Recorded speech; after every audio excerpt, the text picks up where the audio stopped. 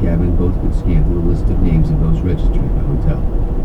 Ryan didn't know what he was looking for exactly, which made delegating half of the search to Gavin practically impossible. Other than the name Kovalenko, which buyer he had already said was not here, or the highly unlikely... Keep left onto Lincoln Highway. He didn't really know what would pique his interest. He wished, like hell, he could be sitting with Melanie right now. She would find a name, a pattern, something. And then, from out of the blue, Jack got an idea in his head. Vodka. Continue on Lincoln Highway. Gavin smiled. Dude, it's 10:15 in the morning unless you've got some Bloody Mary mix. Ryan wasn't listening. Russian diplomats who visit the UN in New York are always getting in trouble for drinking all the vodka in their minibars. Says who? I don't know, I've heard it before. Might be an urban legend, but look at this guy. He pulled up a photo of Oleg Kovalenko on his laptop. You can't tell me he wasn't tipping back in Stowey. He's got that big red nose, but what does that have to do with his trip to London? Check for a room with minibar charges or a bar tab charge to the room. Myrie ran another report on his computer, and as he was doing so, he said, or room service, specifically a liquor tab. Exactly, agreed Ryan. Gavin began going through the itemized credit card charges of the subset of rooms that had ordered room service or charged bar items to their room. He found a few possibles, and a few more. Finally, he settled on one charge in particular. Okay, here we go.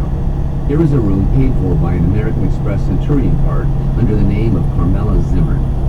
Okay, so it looks like Ms. Zimmern, in her one evening at Mandarin Oriental, enjoyed 2 servings of beluga caviar, 4 bottles of Finlandia vodka, and 3 porno movies. Ryan looked at the digital receipt on Gavin's laptop. When he saw the 3 in-room entertainment charges, he was confused. How do you know they were pornos? Look, they all ran at the same time. I guess Oleg wanted the channel flipped through the chatty parts. Oh, Ryan said, still putting this together. He started scrolling through the names on his sheet again. Wait a second. Carmela Zimmern also booked the Royal Suite the same night. That's nearly $6 grand. So Kovalenko was in the other room? He was there to see her, maybe?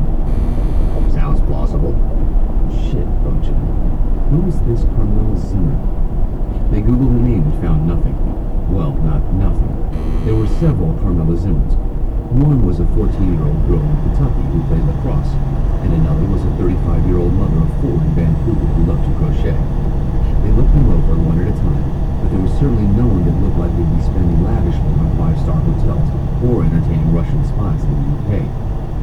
I'll find the address on her card, Myrie said, and he began clicking his keyboard. While he did this, Jack Ryan Jr. hunched over his laptop, reading through anything he could find on Carmela Zimmern's in social media, on random websites, anywhere in open source.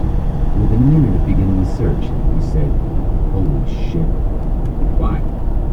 This one works for Paul Laska. The Paul Laska? Yep. Carmela Zimmern, 46 years old, lives in Newport, Rhode Island, works for the Progressive Nations Institute. Gavin finished his check the Amex card. That's our girl. Address in Newport. Interesting. Laska's P&I is based in New York. Right, but Laska himself is in Newport. So she works directly with the old bastard. Looks that way. When Clark phoned back, the call came to the speakerphone in the 9th floor conference room.